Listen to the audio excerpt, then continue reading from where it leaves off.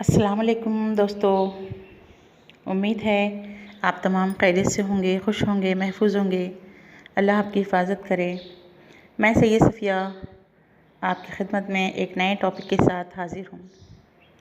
Topic है मियाँ बीवी अपना रमज़ान कैसे गुजारें। दोस्तों, गुज़िश्ता दिनों हमारे ग्रुप के कुछ मेंबर पर्सनल में कहने लगे कि रमज़ान में मियाँ बीवी के मामलात पर लिखें कि मियाँ बीवी अपने रमज़ान को किस तरह खूबसूरत बना सकते हैं। गोया लिखने के लिए रमज़ान मुबारक एक अच्छा मौजू भी है। तो चलिए हम अपने टॉपिक की तरफ चलते हैं।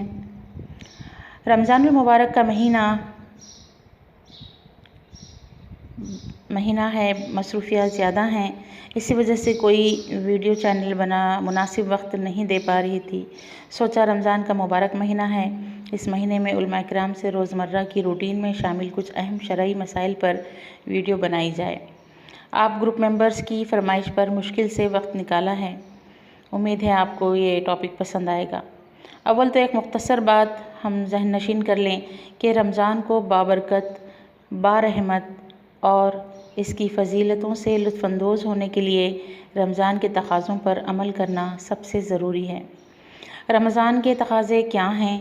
रमज़ान के फ़ज़ाइल, रमज़ान की रहमतें, बरकतें, ये सब कैसे समेटी जा सकती हैं, इस पर उलमा इकराम की रहनुमाई मददगार साबित होगी। बिलख़ुसूस हमारे मुफ्ती साहब रमज़ान को खूबसूरत बनाने के तौर तरीक़े नहायत खूबसूरती से बयान करते हैं। रमज़ान को बेहतरीन व कारआमद बनाने के लिए उलमा इकराम की रहनुमाई अशद ज़रूरी है।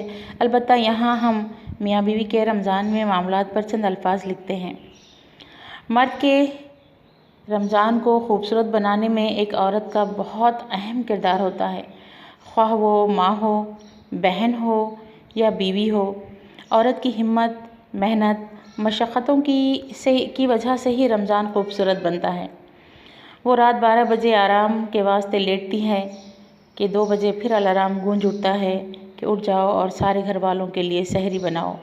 ये वक्त औरत के लिए सबसे मुश्किल वक्त होता है, लेकिन वो यहाँ अपनी नींद को पसे पुश्त डालकर उठती है और सारे घर वालों के लिए सहरी बनाती है कि इसके तमाम घर वाले अच्छे से रोज़े की तैयारी कर सकें। इतना ही नहीं, दिन के उजाले में भी मुकम्मल आराम नहीं मैसर आता। रोज़े की हालत में भी घर के दर्जनों काम उन्हें घेरे रहते हैं।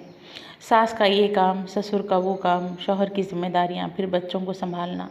ज़रा सुकून के वास्ते बैठ जाएं तो आवाज़ लग जाती है कि इफ्तार की तैयारी करनी है। फिर कमर कस लेती है, गोया 4 बजे से मगरिब तक मुकम्मल गर्मी में रोज़ा रखे। हमारी माएँ बहनें किचन जहाँ टेम्परेचर आला सतह पर होता है और सख्त गर्मी बर्दाश्त किए घर वालों के लिए दही बड़े, पकोड़े, समोसे, फल, फ्रूट काटना, शरबत बनाना, फिर रात का खाना, सालन, रोटी, गोया मुसलसल 2 से 3 घंटे की मेहनत वो मशक्क़त से घर वालों के लिए इफ्तारी बनाती हैं कि सुकून से रोज़ा खुल सके, किसी एक चीज़ की कमी उन्हें महसूस ना हो। फिर इफ्तार के बाद भी घर में ख़वातीन के पास कामों की एक लंबी फहरिस्त मौजूद होती है। लिहाजा इस बात को हम हकीकत जाने कि हमारे रमज़ान को खूबसूरत बनाने में हमारी औरतों का बुनियादी किरदार होता है। आम दिनों की निस्बत रमज़ान में ख़वातीन की ज़्यादा से ज़्यादा हौसला अफजाई करनी चाहिए। उनके आराम और सुकून के वास्ते जतन करने हैं। अपनी अना, अपना गुस्सा, अपना भरम साइड में रखकर ख़वातीन की हर बात का जवाब प्यार और मोहब्बत से देना है, ख्वाह वो गलत बात ही कर बैठें। हमारे यहाँ उल्टी गंगा बहती है। हम रोज़ा रखकर मज़ीद चिड़चिड़े और गुस्से वाले हो जाते हैं। ख़ास तौर पर मर्द हजरात की बात यहाँ पर हो रही है। छोटी छोटी बात पर सामान उठाकर फेंक देंगे। सामने खड़ी सहमी हुई बहन या बीवी को खरी खरी सुना देते हैं। रोज़े में भी तजलील से बाज नहीं आते।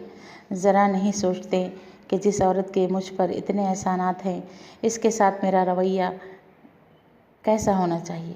अरे इस्लाम तो गैर रमज़ान में क़ैदियों के साथ भी हुस्न सलूक की तलक़ीन करता है, और हम रमज़ान मुबारक में अपने घर की ख़वातीन के साथ जानवरों वाला सलूक करते हैं। वल्लाह ऐसे रोज़े बरोज़े महशर मुँह पर मार दिए जाएंगे। एक वली अल्लाह का वाक़िया पढ़ा। इमाम थे, गलती से बीवी को हल्का सा डांट दिया। खुदा की कसम मस्जिद से मुसल्ला छोड़ दिया कि पहले बीवी से माफ़ी मांग कर आऊँगा, फिर नमाज़ पढ़ाऊँगा, वरना अल्लाह मेरी नमाज़ कबूल न करेगा कि मैंने उसकी रोज़ेदार बंदी का दिल दुखाया है। लिहाजा हमारी मुकम्मल कोशिश होनी चाहिए कि गैर रमज़ान की निस्बत रमज़ान में और ज़्यादा ख़वातीन के साथ हुस्न सलूक व प्यार वाले मामलात अपनाए जाएँ। उनके लिए तकलीफ़ व दिल आज़ारी का सबब ना बने, राहत व सुकून का ज़रिया बने। कोशिश हो कि अगर फ़राग़त हासिल है तो घर के कामों में माँ, बहन, बीवी का हाथ बटाएँ, वल्लाह इसका बेतहाशा अज्र मिलना है। खुदा ने भी उस बंदे की तरफ मुस्कुरा कर देखना है। मर्द आगे आए कि चलें, फ्रूट मैं काट देता हूँ, शरबत मशरूब मैं बना लेता हूँ, बर्तन मैं धो लेता हूँ, वग़ैरह वग़ैरह। लोग मुझे कहते हैं, भाई आप ग़ुलामी की बातें करते हैं।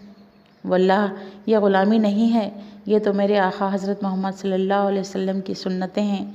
इन तरीक़ों को अपनाएं, अपना रमज़ान खूबसूरत बनाएं, अपना घर खूबसूरत बनाएं। इसके अलावा रमज़ान में बीवी से ख़र्चे का हिसाब ना मांगें। आम दिनों की निस्बत रमज़ान है बेतहाशा ख़र्चे होते हैं। गोया रमज़ान में जेब ढीली कर दें, सखावत का मुज़ाहरा करें। रमज़ान में जो ख़र्चे हो रहे हैं उन्हें दें।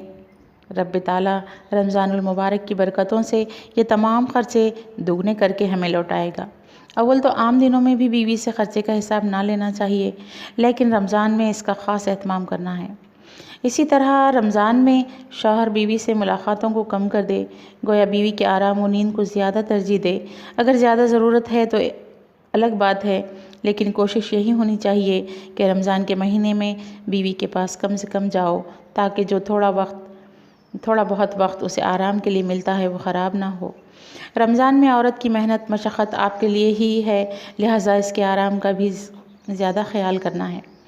बाज़ औक़ात ऐसा भी होता है कि बीवी गलत बात कर जाती है और शौहर को फ़ौरन गुस्सा आ जाता है। गलत बात पर गुस्सा आना भी बनता है, लेकिन रमज़ान के महीने में बिल्कुल सब्र व तहम्मुल का मुज़ाहरा कीजिए। बीवी झगड़ा करती है, करने दें, आप ये गलती ना करें। अल्लाह की रज़ा के लिए दरगुज़र करें, अपने रसूल अल्लाह सल्लल्लाहु अलैहि वसल्लम का फ़रमान का पास रखें। ज़्यादा गुस्सा आ जाए वो जगह छोड़ दें, लेकिन रमज़ान के तक़द्दुस को पामाल ना होने दें। अल्लाह इसका अज्र देगा। इन चंद बातों पर अमल पैरा होकर मियाँ बीवी अपने रमज़ान को खूबसूरत बना सकते हैं।